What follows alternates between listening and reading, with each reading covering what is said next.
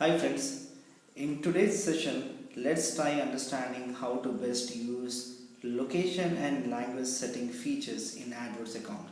Assume that you have two different brands, one in Hong Kong and the other one in Thailand. Now for sure you are going to create two different accounts, that is one for the Hong Kong audience, targeting audience, and the other one is for Thai targeting audience. So when you create the account for Thai audience, you will have the location targeting as Thailand and the language preference as Thai and English, assuming that the people who are trying to search either in Thai and English should be seeing your ad. Secondly, for your Hong Kong audience, you'll be creating a different AdWords account while having your location targeting as Hong Kong and the language preference as Hong Kong and English, assuming that the people over there would either search in Chinese, that is because Chinese is mainly used in Hong Kong, or the English language. Now in these two things, it's pretty simple that you have two brands, one targeting Hong Kong and the location is Hong Kong itself, while the language targeting feature is Hong Kong and Chinese, and here you have Thailand. Your location targeting feature is Thai audience, while language preference is Thai and English. Now what is that is missing over here? Now understanding that you have two brands and you should not be targeting you should not be targeting each other so that you fall into conflict.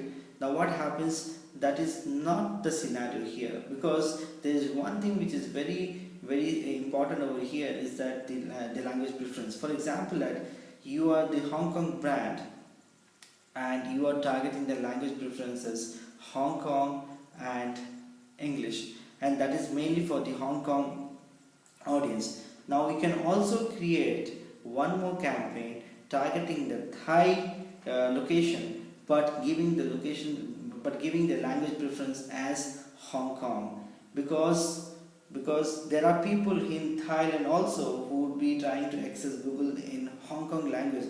Now for sure that is not conflicting with your Thai brand, but it's just targeting only those Hong Kong users who try to access Google in Hong Kong but not in Thai and English. The same way the Thai audience, the same way the Thai brand can also create one more campaign targeting Hong Kong region but keeping the language preference as Thai, understanding that you should not be targeting at any cost Hong Kong and English, which will fall into conflict. So the best thing is that when we always think about two different brands, we take it into consideration that yes, we should not be targeting each other in our own AdWords account, but that is not the case, because you have a preference through language targeting, that you can still target the given location, but you can change the language preference to meet that particular requirement so that the conflict is not happening.